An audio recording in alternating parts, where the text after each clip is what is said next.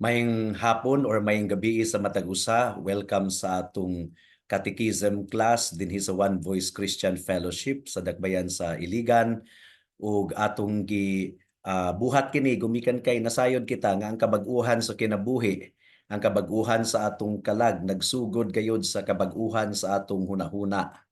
So, ang pulong sa Ginoo gikinahanglan gayud ang education sa Word of God. Mao gyud kini gikinahanglan aron nga malig-on ang iglesia nga ang mga miyembro, ang mga sakop niini naglakaw ilalom sa kabubuton sa Ginoo. So atong pagatubagon sa atong leksyon karon ang ikatulo ug ikaupat nga pangutana sa ato ang catechism, Basic Christian Catechism. So, ang uluhan sa atong pagtuon karon, trustworthy in everything. Kasaligan diha sa tanang mga butang, or the Bible is trustworthy in everything. Now, isip review mga kaigsunan, atong gitubag ang pinakaunang pangutana sa atong katekismo. Question number 1, what is the chief end of man? Unsa ang pinakalabaw nga katuyuan sa tawo? Nganong nabuhi kita niining kalibutan nganong gibuhat kita sa Dios? Ang tubag, the chief end of man is to glorify God and enjoy Him forever. Ang pinakalabaw nga katuyuan sa tawo mao ang paghimaya sa Dios ug ang paghimaya or pagmaya diha kaniya.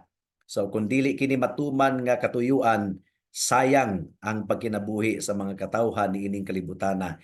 And there have been lives that are wasted. Natapos na lang ilang kinabuhi niining kalibutana, naganto sila sa walay katapusang silot didto sa impyerno, gumikan kay wala nila mailhi ang Dios ug wala nila masayri ang pinakatumong ug katuyuan nganong gibuhat sa Ginoo ang tawo. Ang question number 2 nga atong gitubag sa atong pagtuon ni adtong miaging semana is, what rule has God given to direct us how we may glorify and enjoy Him? Unsa nga lagda ang gihatag sa Dios aron sa paggiya kanato sa unsang paagi kita makahimaya ug makabaton og pagmaya diha kaniya. Ug ang tubag sa maong pangutana mga kaigsunan, the Word of God, namely the scriptures of the Old and New Testaments, is the only rule to direct us how we may glorify and enjoy Him. Ang pulong sa Dios nga mao ang kasulatan sa daan ug bag-ong mga kasabutan, mao ang bugtong lagda nga gihatag sa Dios aron sa paggiya kanato sa unsang paagi kita makahimaya ug makabaton ug pagmaya diha kaniya. So it's the Word of God and the Word of God alone ang basihan mga kaigsuunan nga kita masayod kung unsaon nato paghimaya ang Dios ug unsaon nato sa pagmaya diha kaniya. Now, let's proceed to question number 3 of our catechism. Ang ikatulong pangutana mao kini, are the scriptures trustworthy in all that they affirm? Husbon ko mga kaigsunan, are the scriptures trustworthy in all that they affirm? Ang kasaligan ba or kasaligan ba ang kasulatan sa tanan nilang gipamatud-an? Ang tubag mga kaigsunan mao kini. Ug mao kini atong palapdon sa atong pagtuon niining taknaa. Are the scriptures trustworthy in all that they affirm? Kasaligan ba ang mga kasulatan sa tanan nilang gipamatud-an? Ang tubag mga kaigsunan, the scriptures of both the Old and New Testaments, being God-breathed, are infallible and inerrant in all their parts, and are therefore trustworthy in all that they affirm concerning history, science, doctrine, ethics, religious practice, and any other topic. Ang mga kasulatan nga parihong daan ug bag-ong mga kasabutan tungod kay gihuipan man sa Ginoo or giginhawa sa Ginoo, dili masayop ug walay kasaypanan sa tanan nilang mga bahin ug mao nga kasaligan sila sa tanan nilang gipamatud-an mahitungod sa kasaysayan, siyensya, doktrina, etika, mga praktis sa relihiyon o bisan unsang hilisgutan or any other topic. Ug ato kining pamatud-an gikan sa pulong sa Ginoo. Una, Ato kining gitun-an ni adtong miaging semana, and it is good nga atong sumpayan ang atong pamalandong sa 2 Timothy chapter 3 verse 16. Ang giingon dinhi, ang tanang kasulatan giginhawa sa Dios ug mapuslanon alang sa pagtudlo, pagbadlong, pagtulid ug pagbansay diha sa pagkamatarong. So, the scriptures is God-breathed. All scriptures, tanang kasulatan mga kaigsunan, walay exempted. So, gikan sa pinakagamay nga litra ngadto sa pinakataas nga pulong, ang tanang bahin sa kasulatan giginhawa sa Dios. In other words, ang Biblia gasa kana ngari kanato gikan sa author niini. Ug wala na lain kundi ang atong Dios ang author. Every single word of scripture is God-breathed. Wala exempted. And this refers to the original Hebrew Bible and Greek Bible. Mao gani nga from time to time ato yung gitun-an ang Hebrew Bible ug ang Greek Bible. Kay kung dunay murag problema sa mga existing translations, mubalik kita sa Greek Bible ug sa Hebrew Bible kay mao kadtoy mga pulong nga gigamit sa Ginoo sa pagsulat sa Old Testament, ang Hebrew, ug sa New Testament ang Greek mga kaigsunan. So every single word of scripture is God-breathed.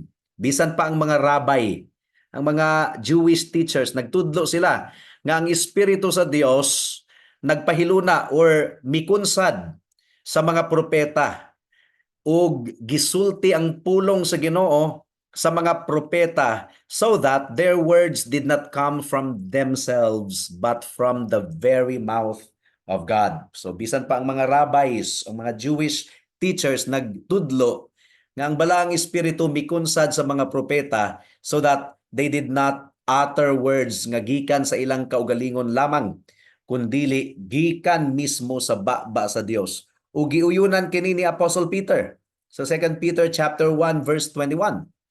Ang giingon ni Pedro diri mga kaigsunan, tungod kay walay propesiya nga miabot bisag kanusa pinaagi sa kabubuton sa tawo, kundili ang mga tawo nga gipanglihukan sa balaang espiritu namulong gikan sa Dios. So men moved by the Holy Spirit spoke of things from God.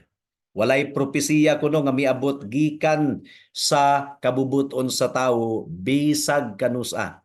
They wrote, they spoke rather because they were moved by the Holy Spirit.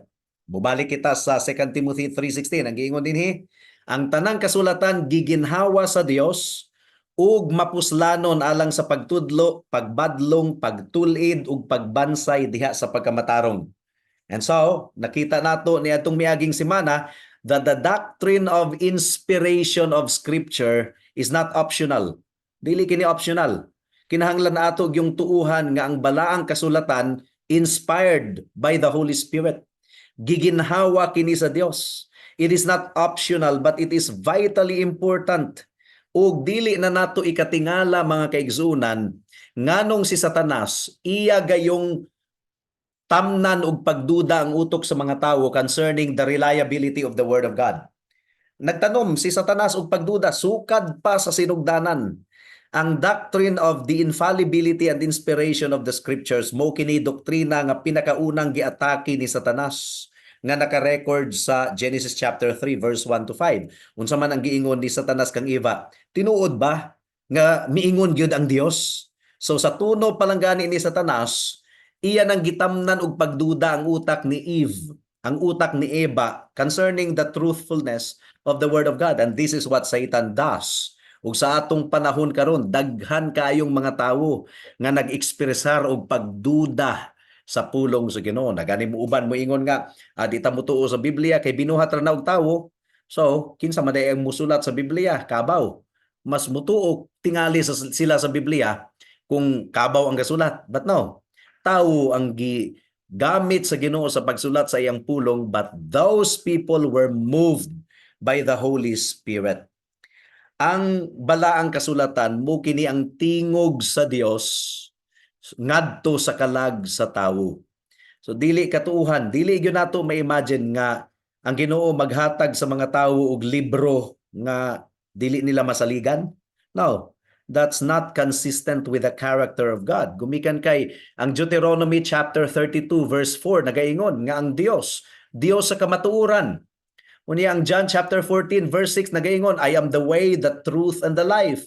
No one comes to the Father except through me. Si Jesus mao ang kamatuoran. Ug what about the Holy Spirit? Ang giingon sa 1 John chapter 5 verse 7, ang balaang espiritu, espiritu sa kamatuoran. So, ang description usab sa atong Ginoong Hesukristo mahitungod sa pulong sa Dios mao nga pulong kini sa kamatuoran. John 17 verse 17. Your word is truth, or thy word is truth, according to the King James version of the Bible. So, ang tanang kasulatan giginhawa sa Dios, it is breathed by God. Giginhawa sa Dios ug mapuslanon alang sa pagtudlo, pagbadlong, pagtulid ug pagbansay diha sa pagkamatarong. I think ato kining gihisgutan ni adtong miaging semana. Mao nga ang mga tawo mo reject sila sa Bible karon, dili gumikan kay ang Biblia daghang sipyat. No, they reject the Bible because it contradicts them. Dili tungod kay the Bible contradicts itself. They reject the Bible because it contradicts them. Ganahan sila sa ilang mga sala, and the Bible speaks blatantly against their sin, and that is why they do not like the Bible. But the truth is, sumala sa atong gitun-an ni atong miaging semana, the more you read the Bible, the more you love it. The more you love the Bible, the more you read it. Read the Bible as if God were speaking to you. Gumikan kay nakigistorya gyud ang Ginoo sa atong kalag every time we read the Bible. And ang Biblia mapuslanon kayo alang sa pagtulunan, teaching, kung unsa ang matarong, for reproof, kung unsa ang dili matarong, gipadayag ka na sa Biblia, for correction, unsaon pagtulid ang sipyat, and for training in righteousness, unsaon nato nga magpabilin kita diha sa matarong. Ato kining gitun-an ni atong miaging semana usab ang gipamulong ni Theodore Roosevelt, President of the United States of America. Nag-ingon siya, a thorough knowledge of the Bible is more than a college education. A thorough knowledge of the Bible is more than a college education. So, ato kining sumpayan, 1 Thessalonians chapter 2 verse 13. Ang giingon din mga kaigsunan, ug padayon kami nga nagpasalamat sa Dios nga sa dihang gidawat ninyo ang pulong sa Dios nga inyong nadungog gikan kanamo. So meaning to say, ang pulong sa Ginoo kinahanglan gayong iwali.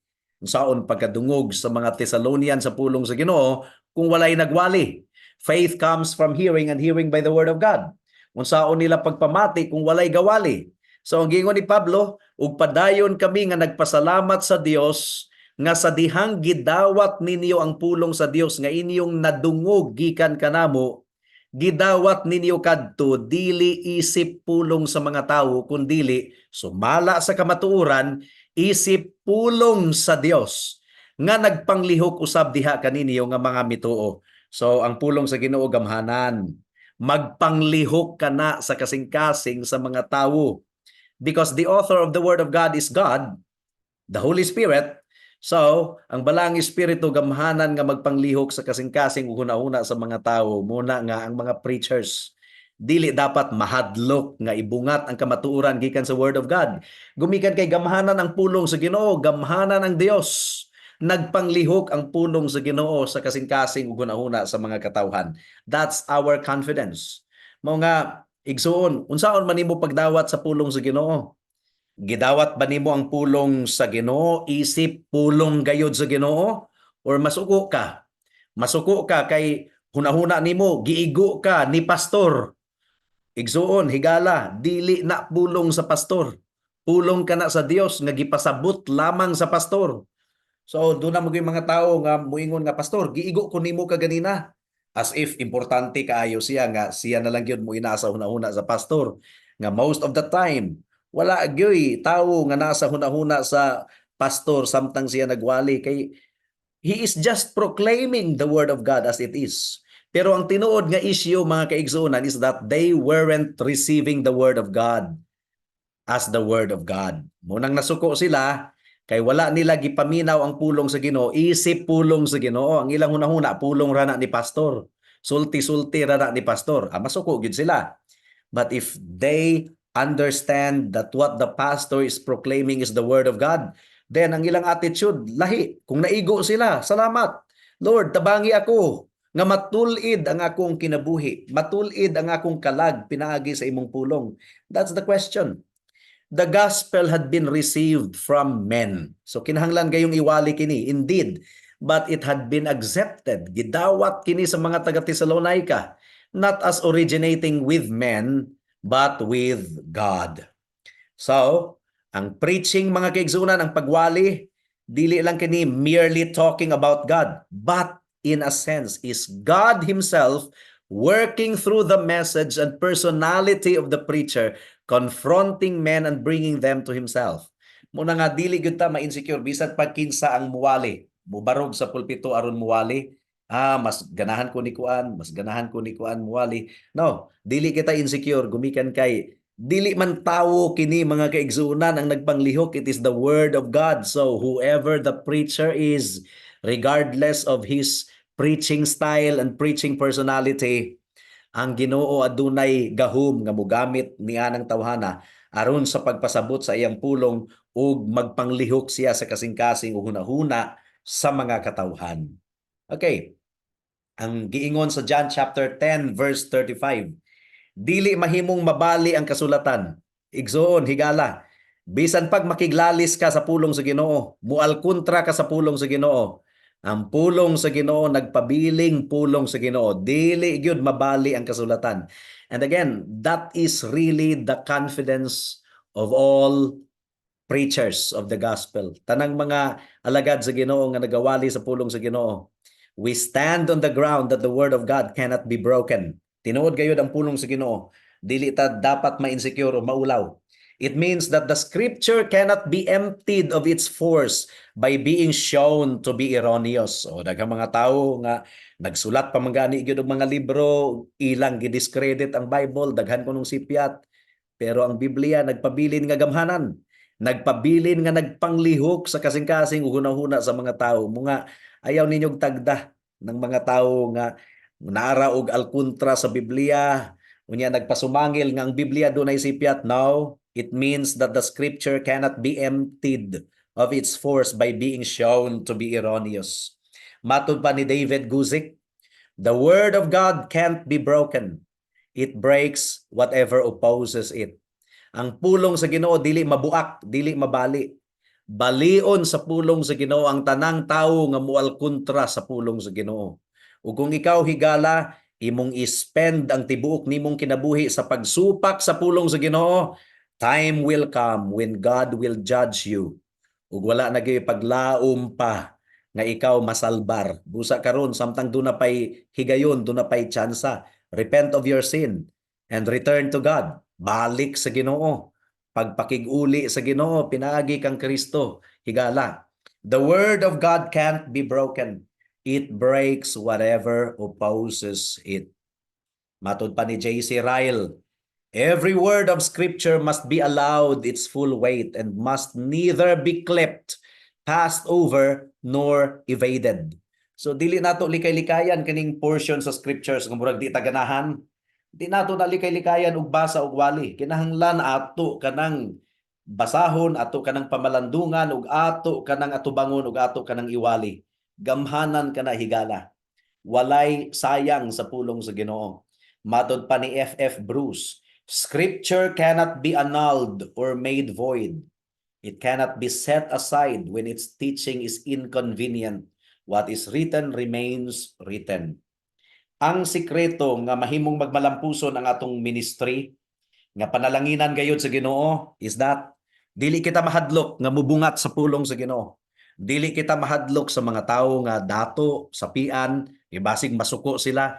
No, dili kita mahadlok, higala, igsuon nga nangabudlay alang sa pulong sa Ginoo. Let's proclaim the word of God even though the teaching of the word of God is inconvenient sa mga tao. What is written remains written. The truth of the Bible is hard and clear as diamonds. Walay supak ni ana, walay lalis ni ana, providing a solid basis for both life and death. You can't argue with the scriptures. Dili ka pwedeng makiglalis ug mual kontra sa balaang kasulatan. Ikaw mao ang maalaot higala. For the sake of your soul, submit to the teaching of the scriptures. Okay, mo katoy ikatulong nga pulong, kasaligan ba ang Biblia? Oh yes, kasaligan sa tanang bahin ini, gumikan kay giginhawa kini sa balaang espiritu. It is God-breathed. Question number 4. What do the scriptures principally teach? Unsa ang labawng mga butang nga gitudlo sa kasulatan? Ang tubag, the scriptures principally teach what man is to believe concerning God and what duty God requires of man. So, buot ka nga masayod kung unsa gyud ang kamatuoran mahitungod sa Dios, go to the Bible. Ayaw pangaghap kung unsa ang Ginoo. Go to the Bible and learn from the Bible concerning God. Kung unsa gayon ang gitudlo sa Biblia mahitungod sa Dios ug unsa ang duty nga gi-require sa Ginoo sa tawo. Ang labawng mga butang nga gitudlo sa kasulatan mao ang unsa ang kinahanglang tuuhan sa tawo mahitungod sa Dios. Ug unsa ang katungdanan nga gimando sa Dios sa tawo. 2 Timothy chapter 1 verse 13. Ato kining ipalapad sa mga sunod nato nga mga pagtuon. 2 Timothy chapter 1 verse 13 ang giingon dinhi, hupti pag-ayo ang sumbanan sa maayong mga pulong nga imong nadungog gikan kanako sa pagtuo ug gugma nga anaa kang Kristo Jesus. So atong kuptan pag-ayo ang pattern ang sumbanan sa maayong pulong nga atong nadungog gikan sa mga magwawali or gikan kang Pablo or gikan sa pulong sa Ginoo sa pagtuo ug gugma nga anaa kang Kristo Jesus. Micah chapter 6 verse 8, gipakita niya kanimo o tawo kung unsa ang maayo ug unsa ang gitakda sa Ginoo alang kanimo kundili ang magpanglihok nga gipakita niya kanimo o tawo kung unsa ang maayo ug unsa ang gitakda sa Ginoo alang kanimo kundili ang magpanglihok nga adunay katarong ug mahigugma sa kaluoy ug maglakaw nga adunay pagkamapainobsanon kauban sa imong Dios. So unsa pa man di ay kundi kining mga butanga. Ato kining ipalapad sa sunod nato nga pagtuon karong sunod semana, Lord be willing. And so far atong gitubag ang ikatulo ug ikaupat nga pangutana sa atong katekismo isip mga magtutuo dinhi sa One Voice Christian Fellowship. As a conclusion mga kaigsuunan, the Bible is inerrant truth without lie. Wala gayoy bakak bisag gamay. The character of God requires it. Gumikan kay ang Dios, Dios sa kamatuoran, dili bakakon. His word is the word of truth. Because of who God is and because of what God has done to preserve His word, pila na ni kalibo, wala gayon mapapas ang Biblia bisan pag gidumtan kini sa mga tawo. We have confidence the events described in scripture are accurate and historical.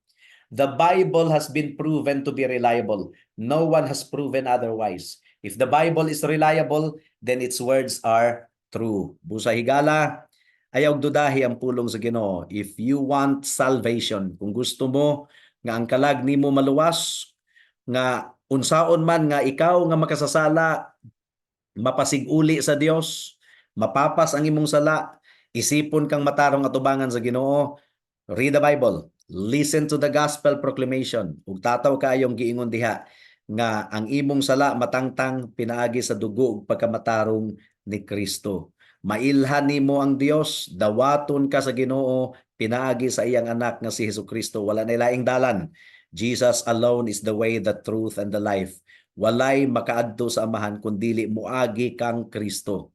Busa hinulsuli ang imong sala higala ug salig kang Kristo alang sa imong kaluwasan. Magampo kita. Salamat o Dios sa mensahe nimo niining takna ug among gipangayo ang bunga niini. Among gipangayo nga magkugi ang imong mga katawhan sa pagtuon sa imong pulong. Tungod kay ang imong pulong lamang ang tinubdan sa tinuod nga kahibalo ug pagkaila kanimo ug ang imong pulong lamang mao ang naghatag og kabag-uhan sa among kinabuhi, mao ang nagpabalaan sa amuang kalag sa among kinabuhi diha sa imong atubangan. Ug among gipangayo nga padayon nimong hatagan og kakugi ang mga kaigsuonan dinhi sa One Voice Christian Fellowship nga moatender niini nga Bible study ug ipaambit ang pagtulun-an sa mga tawo nga wala pa kaila kanimo. Salamat o Dios. In Jesus name we pray. Amen. So daghang salamat sa pagtambong sa atong Bible study karon hangtod sunod semana mga kaigsuonan. God bless us all.